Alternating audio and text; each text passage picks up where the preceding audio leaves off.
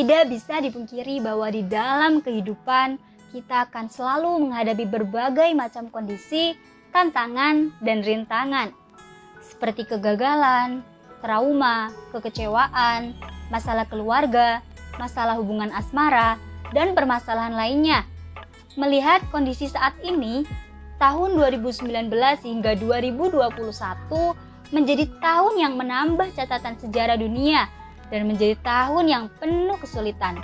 Pandemi COVID-19 membawa banyak pengaruh dalam kehidupan. Tidak sedikit orang yang harus menerima kesedihan akibat ditinggalkan orang-orang tersayang, terinfeksi virus COVID-19, mengalami kesulitan ekonomi, mengalami PHK, dan kesulitan-kesulitan lainnya. Hal ini tentu mengakibatkan munculnya permasalahan psikologis pada seseorang, seperti stres, depresi, tertekan, kehilangan motivasi, dan lainnya. Halo Sobat Pertemanan Sejiwa, kembali lagi nih dengan podcast Pertemanan Sejiwa. Gimana nih kabarnya? Aku harap kalian baik-baik saja ya. Jadi pada podcast kali ini kita akan membahas tentang salah satu istilah psikologi yang berkaitan dengan bagaimana kita kembali bangkit setelah mengalami kesulitan, permasalahan, dan tekanan dalam kehidupan nih guys. Yap, bener banget. Kali ini kita akan membahas tentang resiliensi. Mungkin di antara kalian sudah tidak asing lagi nih sama istilah ini. Tapi buat yang belum tahu, jangan khawatir nih guys. Kita akan bahas bareng-bareng.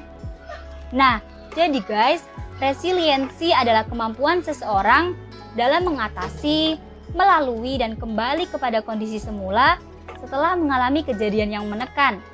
Setiap orang memiliki kemampuan yang berbeda-beda dalam menghadapi suatu permasalahan. Ada orang yang bisa bertahan meski sudah menerima tekanan yang sangat berat. Tapi nih guys, ada juga loh orang yang mudah merasa down walaupun hanya menerima masalah yang tidak terlalu berat. Kira-kira kalian termasuk yang mana nih? Resiliensi juga merupakan kapasitas, kemampuan, proses, serta hasil adaptasi seseorang terhadap perubahan, tekanan, atau kekecewaan yang dialami oleh dirinya dengan cara yang lebih positif guys. Jadi guys, seseorang yang mengembangkan kemampuan resiliensinya dengan baik akan lebih berhasil nih dalam menghadapi permasalahan hidupnya. Selain itu guys, mereka juga mampu mengambil makna positif dari kejadian yang dialaminya dan mampu menjadikan dirinya lebih baik dari sebelumnya. Tapi perlu diingat nih guys, resiliensi bukan sebuah karakter dari kepribadian ya, melainkan sebagai sebuah proses dinamis yang disertai sejumlah faktor yang membantu seseorang mengurangi resiko dalam menghadapi tekanan hidup. Nah, terbentuknya resiliensi tidak terlepas nih guys dari dukungan yang diberikan oleh lingkungan sosialnya, seperti keluarga, teman, masyarakat, akses kesehatan, pendidikan, keamanan, dan kesejahteraan. Tapi guys, perlu diingat juga nih, unsur terpenting dalam membentuk resiliensi ada dalam diri kita sendiri loh guys. Karena segala sesuatu yang kita lakukan tidak akan pernah berhasil jika tidak dimulai dari diri sendiri. Nah, setelah itu kita akan bahas beberapa faktor yang mempengaruhi resiliensi. Yang pertama adalah emotion regulation atau pengaturan emosi, yaitu kemampuan untuk tetap tenang dalam kondisi penuh tekanan. Kira-kira kenapa ya guys emosi itu harus diatur? Nah, jadi gini guys, ketika kita akan memecahkan suatu masalah, dibutuhkan ketenangan agar dapat berpikir dengan jernih nih guys. Karena dengan mengendalikan diri ketika marah, sedih, cemas, dan perasaan negatif lainnya akan mempermudah kita menemukan solusi suatu masalah. Yang kedua adalah impulse control atau pengendalian impuls, yaitu kemampuan mengendalikan keinginan, dorongan, kesukaan, serta tekanan yang muncul dari dalam diri seseorang. Jadi guys, orang dengan pengendalian impuls yang rendah cenderung mudah kehilangan kesabaran, mudah marah, dan agresif loh guys. Sebaliknya nih, orang dengan pengendalian impuls yang tinggi akan lebih mudah fokus dalam menyelesaikan masalah. Kira-kira kalian yang mana nih? Yang ketiga adalah optimis. Pasti kalian udah sering banget nih dengar kata ini. Jadi guys, optimis bisa mendorong seseorang untuk berani mengungkapkan perasaannya loh.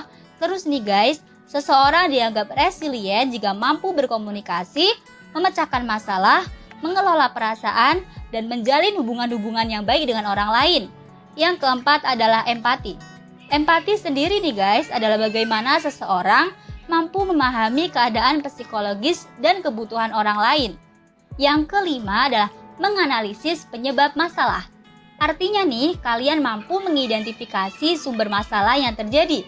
Nah, orang yang resilient tidak akan menyalahkan orang lain atas permasalahan yang terjadi loh guys. Mereka tidak fokus pada faktor yang di luar kendali mereka, tapi fokus pada masalah dan solusinya hingga dapat kembali bangkit dari permasalahannya. Yang keenam adalah efikasi diri. Jadi guys, efikasi diri artinya adalah sebuah keyakinan bahwa seseorang mampu memecahkan masalah dan mampu melewati masalah yang terjadi. Nah, sekarang yang terakhir nih adalah reaching out atau menemukan jalan keluar. Reaching out atau artinya memiliki kemampuan untuk mencapai apa yang diinginkan. Nah, pencapaian ini dapat melalui berbagai cara loh guys, seperti saling berbagi cerita dan perasaan, saling membantu, dan lain-lain. Lalu kira-kira bagaimana ya guys cara kita untuk dapat meningkatkan resiliensi? Sebenarnya nih guys, banyak cara loh yang dapat kita lakukan untuk meningkatkan resiliensi dalam diri kita. Yang pertama adalah jadikan kegagalan sebagai motivasi untuk berusaha lebih maksimal.